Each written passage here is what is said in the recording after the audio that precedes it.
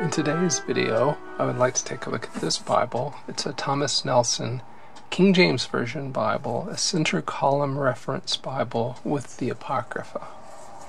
Let's take a look first at the box. It's a clamshell box, so it opens quite easily.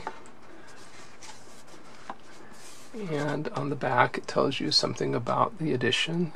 It has 73,000 cross-references. 15 apocryphal books. We'll look at those book titles later. It does have introductions, some short essays, 2 reading plans, and as it says, it's in a 9.5 point font. I think that's accurate. And there is the ISBN. That's the suggested retail price. You will be able to get it for less than that. And notice that it's printed in South Korea. Let me let you take a look at the cover. See the grain here. It's genuine leather. It's not a premium leather. It does have raised hubs. Writing on the spine. The style number and the ISBN are also printed on the back. Gilt but not art gilt edges, so it's gold but not gold over red. But very nicely done, I think. The volume is 9 and 11/16 inches tall, 6 and 13/16 inches wide, and 1.5 inches thick at the spine. If you are interested in a King James Version with Apocrypha, you don't have a lot of choices these days. Before about 1820, most of them were printed that way, but these days they're rare. Another option is Cambridge King James Version. This is a cameo with the Apocrypha, and as you can see, it's quite a lot smaller edition. It also has a smaller font. It's more expensive. It does have art gilting, and we will do font comparisons later. I'll also show you the difference in the references. In the apocryphal section, the Thomas Nelson does not have references. The cameo does have references in the Apocrypha, but the references aren't integrated well with the rest of the Bible, as they would have been in the old days. Another option is a 1611 edition. I believe Hendrickston still prints this. Mine is a Nelson. It's about 30 years old. It is a kind of pseudo facsimile. Does not have the long S, but it does have the original spellings used in the King James Version. And here the references are integrated fairly well. That is, there are references to the Apocrypha in the canonical books, the Protestant canonical books, and vice versa. Still another option is the Third Millennium Bible.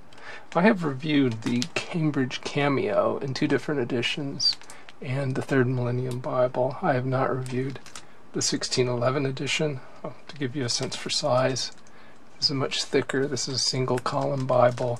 This has modernized King James Version text, so it's not quite the King James Version. And finally, until recently, you could go to greatsite.com and buy a reproduction which shows the King James Version as it was originally printed. Unfortunately, I understand that GreatSite is no longer publishing this. So, as you can see in the Old Testament, apart from the apocryphal books, you have 2 text columns with center column references. Each text column is about 51 millimeters wide. There are about 37 characters per line, and as many as 56 lines per page, lines in a column. That number of lines per column holds true also in the apocryphal books, but you'll see a radical difference. Here there are no references. Each column now is about 60 millimeters wide. Remember, it was 51 earlier. And we have about 45 characters per line. Earlier we had 37. The pages are 236 millimeters by 158 millimeters.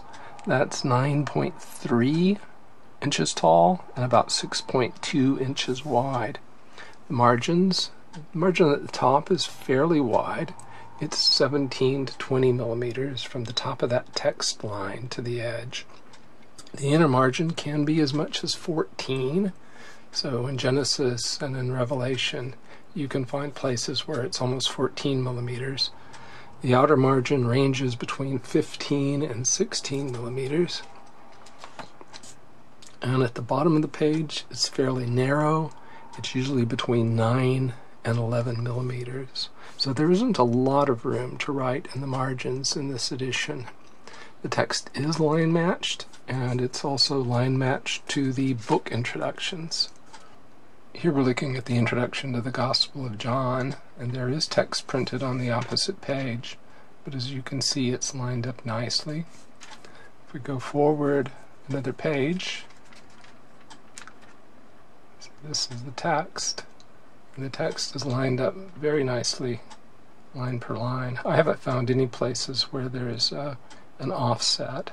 In the King James Version, words that the translators added for smoothing, which don't map to particular words in the original languages, are in italic font, as you see the word it there, here in John 2:5. The text is not self-pronouncing, so you will not see any pronunciation marks over words like Capernaum or Nicodemus to tell you how to pronounce them. In this edition, the words of Christ are in red.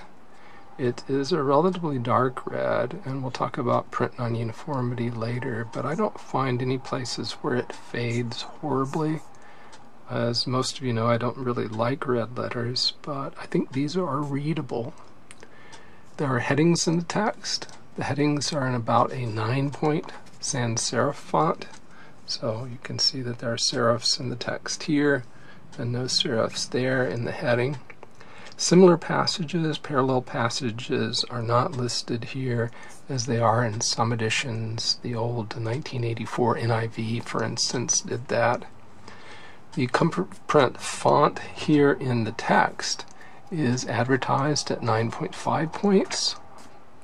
When I compare it to my template with Time New Roman characters, uppercase letters like the B here and backbiter look like they're about 9 points. The lowercase letters are comparable to 10-point Times New Roman characters. The line height, baseline to baseline, is 3.71 millimeters. That's 10.5 points.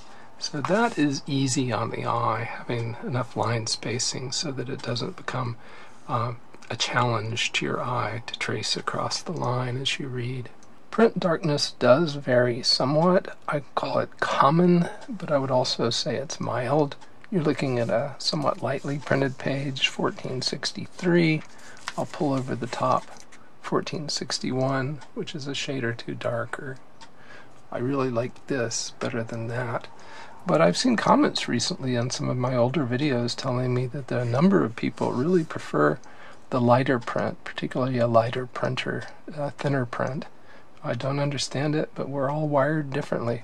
I would like now to give you a sense for the variation in the red. This is a bit more lightly printed here on page 1309 than in 1301, which I'm bringing over the top. But it's not a great variation. A bit lighter here, a bit darker there. As we looked at the box, we saw that there were 73,000 center column references and notes. Most of the notes are translation notes like these, explaining what the older words in the King James Version mean. Occasionally you will find a text note, and I'll show you an example of that in a minute. The font here is a sans serif font about 6.5 points tall. And as we saw earlier, there are no references or notes in the apocryphal section. That is one of the more striking differences between the Nelson KJV with Apocrypha and the Cambridge Cameo KJV with Apocrypha, because here you're in Ecclesiasticus, also known as Sirach, and you do see references here in the center column. Now it appears to my eye that the Cameo has a few more references than this Nelson King James Version does, but not very many more. And neither one includes references from the canonical books to the Apocrypha. For instance, here at Hebrews 1:3, you do not see any references to the Book of Wisdom. Same is true here in the Cambridge Cameo. But if we look at my Nelson 1611 edition reproduction, you'll see a marginal reference there to Wisdom 7:26. However, if you are interested in such references, there's a section here in the Nestle-Aland 28th edition that gives you references, places cited or alleged. And if we go to the Wisdom of Solomon and we look at 725, you'll see that Hebrews 1:3 is listed in the sequence following 725. I mentioned a moment ago that some of the notes in the center column are translation notes. So here's one at 1 Samuel 25:1, where the word paran is shown to be in the Septuagint, the word moon.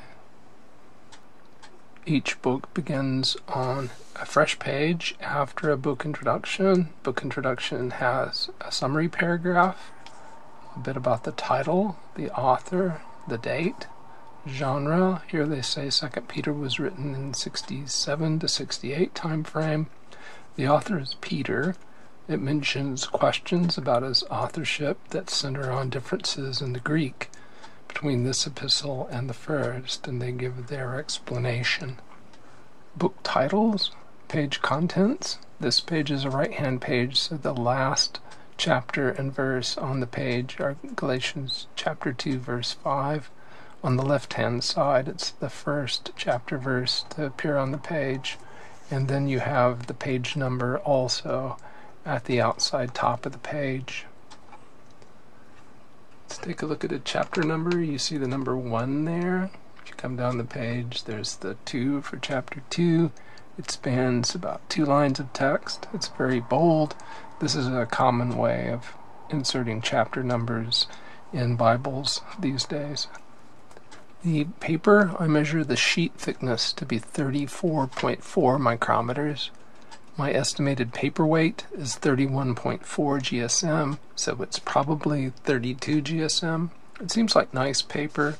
It has a light sheen on the surface. I don't think I can show that to you easily, but perhaps you're catching a little reflection here and there. It's not bad. Seems sort of smooth, and it does seem to want to dry your fingers if you touch it too long. It has a light cream tinge to it, so it's just almost white. And it does have a show-through, but the show-through is not distracting. In terms of opacity, I think it's quite opaque. You can see writing on the other side of the page, but it's somewhat difficult to read through it. Look here at these words, the bush is not burnt. If we pull the other page over the top of it, this is the first page in Exodus. This is the page with the introduction to Exodus on it. You can see the bush is not burnt, but it's not easy to read. Revelation ends, and then there are no blank pages at all. I just noticed here, surely I come quickly, which is in red here at the end of Revelation. It seems to be offset just slightly. It's in terms of vertical position, it's very good, but it seems to be a little too close to the comma just before there. It's a minor issue. After the book of Revelation, we come to an essay called Between the Testaments. It gives you some historical background. It's in a 9.5 point font, same as the Bible font. 2 columns, 7.5 pages, so that could be useful to you. Something else that may be of interest to you is this 1-page essay, on the history of the Red Letter Bible. Gives credit to Louis Klopsch for that innovation. I don't thank Louis Klopsch for that because I don't much like red letters, but I know it's a help to many of you. Then we have 2 reading plans. 30 days of getting to know God, 30 days of getting to know Jesus, and all of these the font seems to be the same 9.5 point font. Then we have 10 lined notes pages. The line spacing here, if you're interested, is 5.2 millimeters, so it's relatively narrow. That's about 2/10 of an inch. At the end of that section of notes pages, we come to the note regarding the type. So this is a comfort print font, and we have the standard Sewn Nelson color maps. They're on semi-glossy paper. They would be, I think, hard to write on because there is sort of a waxy covering to them. They do not go into the gutter, so they stay out of the gutter nicely. And at the back, you see a paste-off construction with what I believe to be a coated paper liner. There are black head and tail bands. So you can see the black headband there. There are gold page edges we've mentioned. 2 ribbon markers.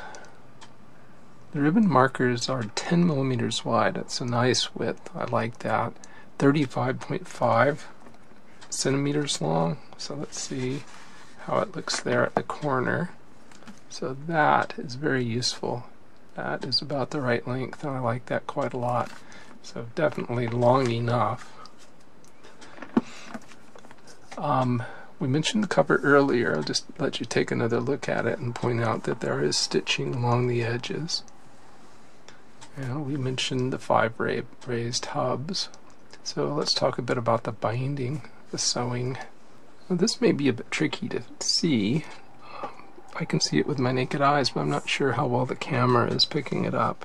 Here, right before the Old Testament title page, you can see in the center of the gutter several lines of thread. For instance, there's one right here to the right of my finger. And then along the page to your left, you'll see the overcast stitching. You should be able to see that thread sticking up right there above my finger, but much shorter lines of stitching along the left. We'll go to the back. So here in the back, at the Between the Testaments essay, you'll see the overcast stitching in the back. It's running right along the edge of the page, right through here. Perhaps that's visible to you. Then we'll go back farther at the beginning of the map section, and you can see it again right here in the gutter.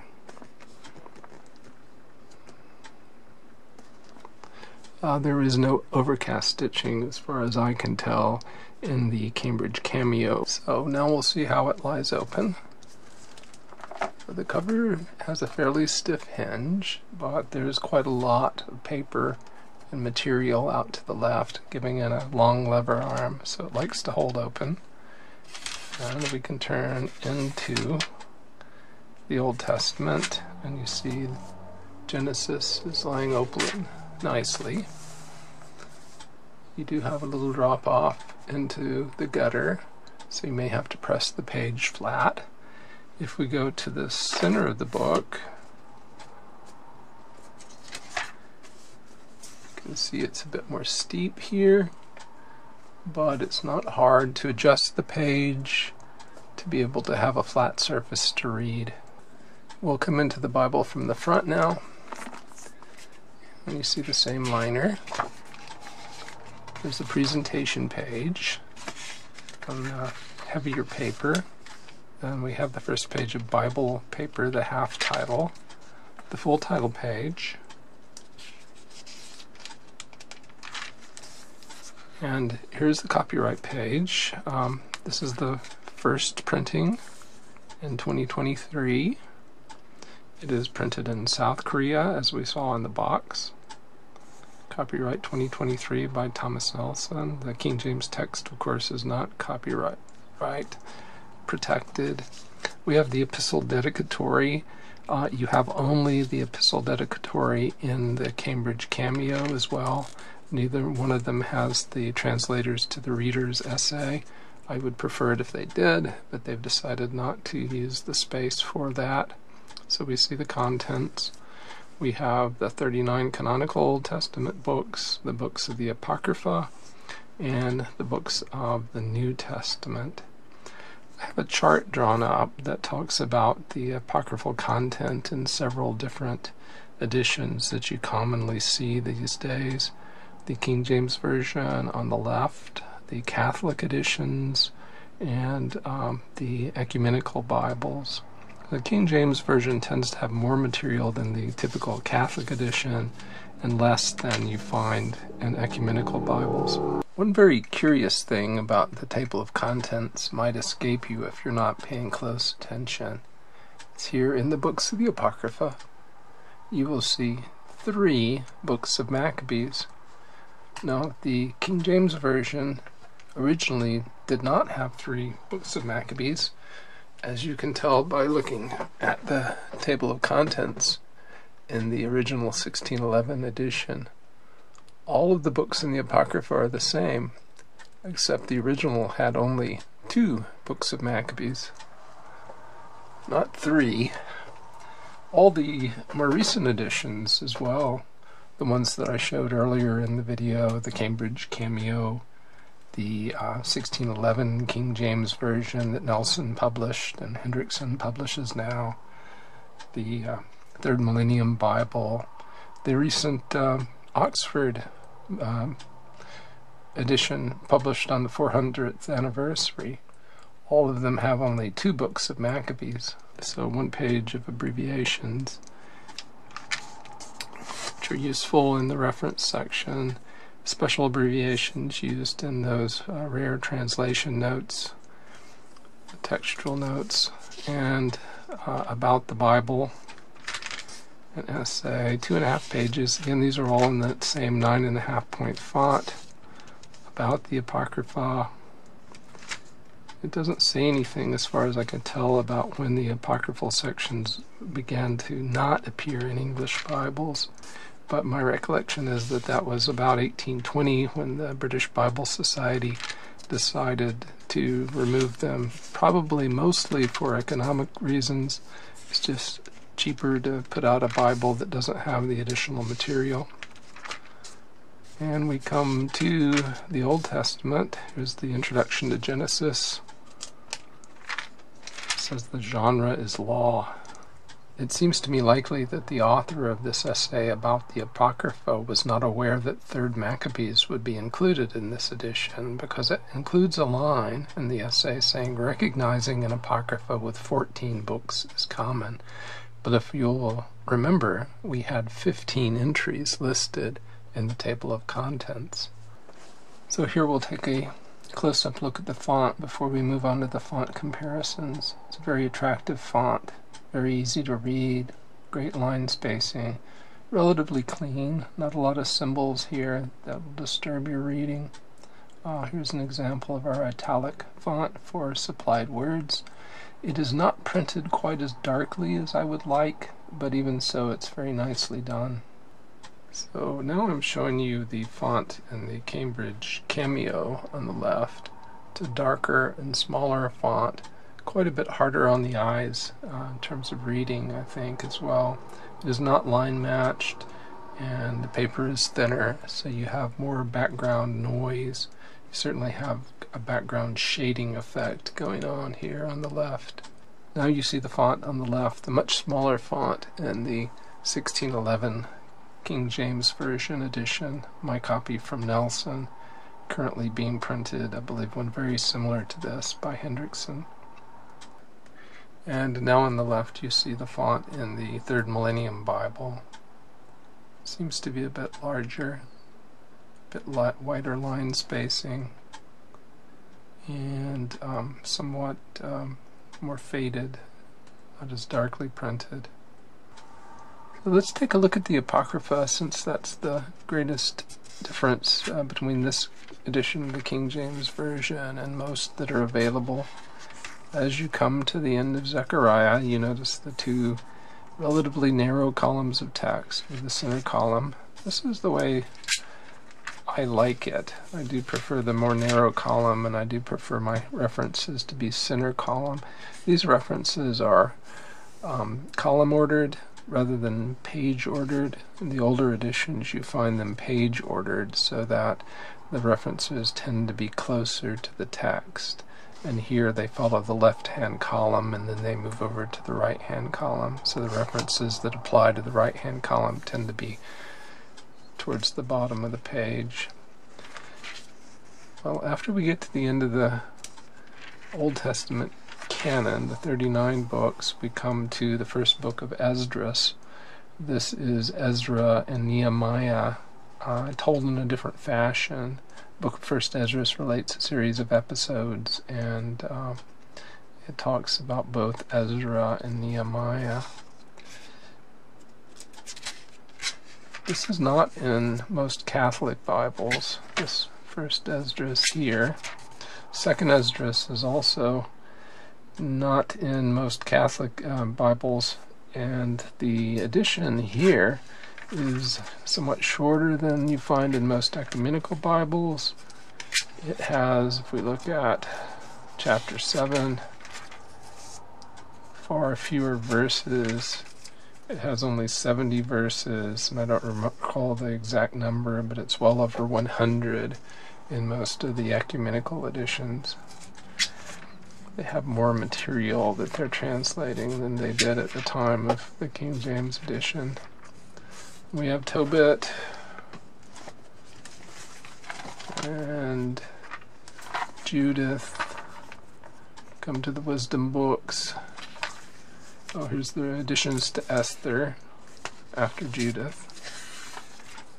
So here's the Wisdom of Solomon. We already took a look at Wisdom 7:26 earlier. There's Ecclesiasticus, also known as Sirach. Wisdom of Sirach.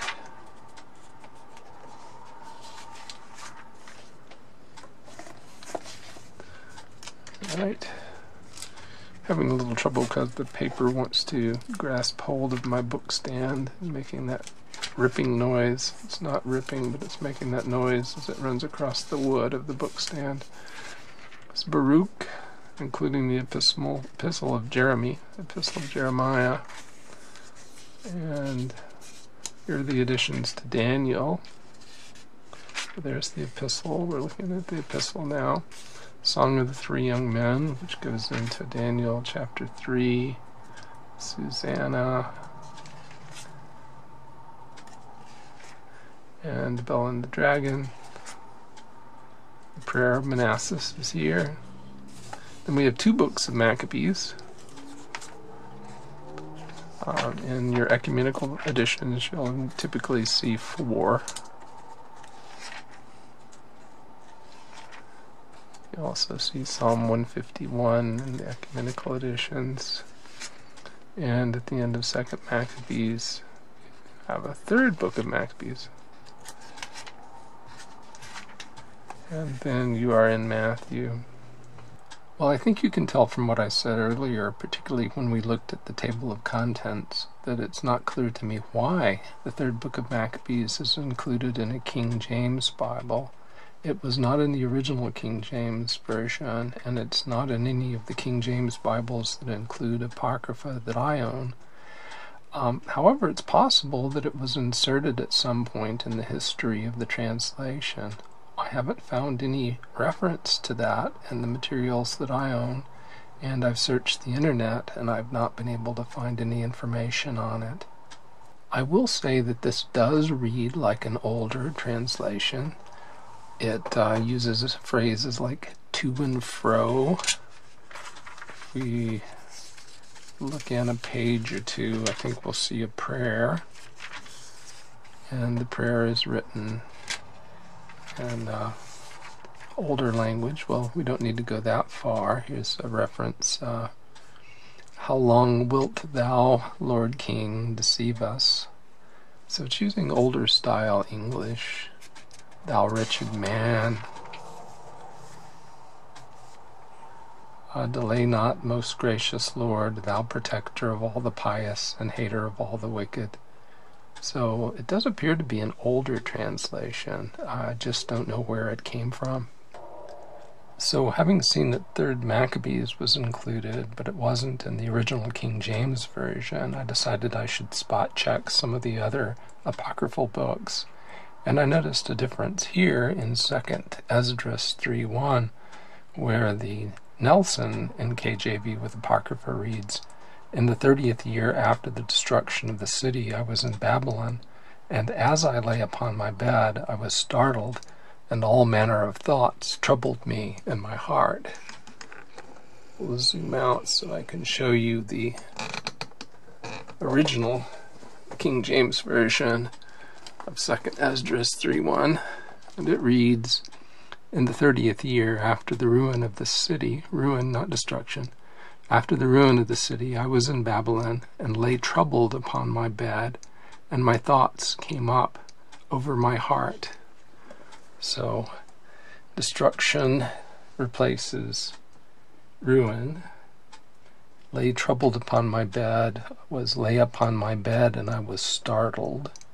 And all manner of thoughts troubled me in my heart, rather than the original, and my thoughts came up over my heart. Here's another example in chapter 4 of 2nd Esdras, verses 15 and 16. It says, "The waves of the sea in like manner took counsel and said, 'Come, let us go up and subdue the trees and the forests.' And the thoughts of the forest were in vain, for a fire came up and consumed it." So let's zoom out so I can move in my original 1611 King James Version, and we'll look at verses 15 and 16 just above my thumb. And it says, "The floods of the sea also in like manner took counsel and said, 'Come, let us go up and subdue the woods of the plain, that there also we may make us another country. The thought of the wood was in vain, for the fire came and consumed it.'" So we have wood instead of forest, and we have waves instead of flood. There's a minor difference here in verse 35 of chapter 4. "Did not the souls also of the righteous, while in their bodies, ask questions about these things, saying, 'How long shall I hope on this fashion, when cometh the fruit of the harvest of our reward?'" Everything after "on this fashion" is at the top of the next page. It's a bit tricky for me to show it to you. If I move in verse 35 from the original King James Version, you'll see that it has the words in it. "In their chambers. Did not the souls also of the righteous ask the question of these things in their chambers, saying, 'How long shall I hope on this fashion? When cometh the fruit of the floor of our reward?'" So in the newer version it says, "the fruit of the harvest of our reward," which certainly is easier to understand. I'll not belabor examples. I'll just show you one more. Here's 2nd Esdras 13:4, "And in all places where his voice went out from his mouth, all who heard his voice were burned, like as dry wood on earth burneth, when it is set on fire." So we'll zoom out again, and I will move in 13:4 from the original King James Version. And it reads, "And whensoever the voice went out of his mouth, all they burnt that heard his voice, like as the earth faileth when it feeleth the fire." So instead of whensoever, here we have "in all places where." Well, we'll do a bit of a summary now, and I want to say that I really do like this edition, even though it does have some peculiarities to it. And I would encourage you that if you would like to see more publishers publish Bibles with the so-called Apocrypha in them, to go out and buy a copy. You don't have to spend a lot to get the genuine leather edition. There are editions of this that are relatively inexpensive. There's even a hardback edition, but there are imitation leather editions that are at a reasonable price. Unlike the Cambridge, the KJV with Apocrypha and the Cameo, which comes only in the calfskin edition at this time, at any rate. And that's quite expensive. I think that's like $150, an evangelical Bible. Well, What do I like about it? I think the cover is good for genuine leather. It seems relatively flexible, and it seems to be of high quality. I like the grain, I like the feel of it, and the fact that it has raised hubs. All those are nice features. The gilting on the edges is very good. It's sewn and has overcast stitching. The paper is very opaque. This edition, printed in South Korea, doesn't have the printing issues that we saw recently in a New King James Bible that was red letter, where the red letters didn't quite line up with the text in the black. This does not have that issue. It's aligned fairly well.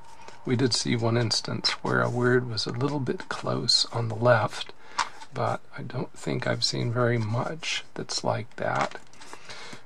Sewn binding, very good paper. The paper doesn't have much of a sheen issue. I think you might be able to see a bit of it here, but it doesn't cause me a great deal of trouble. I like the fact that it has in-text headings, which is a feature that you don't often see in the King James Bible, and that's very helpful. I'm a fan of the narrow column layout that you see in the canonical books, and I like the center column references. I do wish that they had managed to make them in page order rather than column order. I do like the notes that they have to make the King James Version useful in modern times, where they give you different translations in the center column, so that obscure antique words can be explained to you more easily.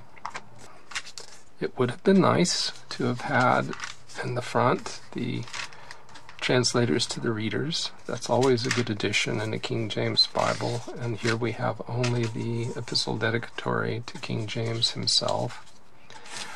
This definitely puzzles me, the inclusion of 3rd Maccabees. I would really like to know where that comes from, and if I find out before I post this video, I may add an addendum here, or perhaps make a short video to explain the addition, or simply put a note in the comments below. The textual differences in 2nd Esdras are also a curiosity.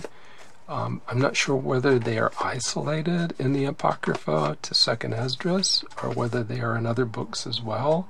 I looked, but I did not look carefully. In 2nd Esdras, they were relatively easy to find. All I had to do was open a page and read a bit, and in parallel with my facsimile edition of the King James Bible, and pow, there it was in almost no time. But I didn't find anything similar in the other books, so perhaps it is isolated to 2nd Esdras.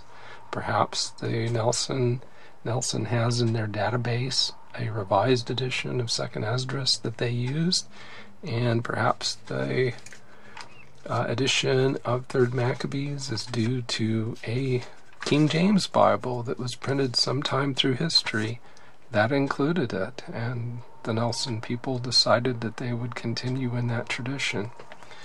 Well, good Bible, and if we want to see publishers print more English Bibles with the so-called Apocrypha, which I think we could call Anagnoskomena, also to be read.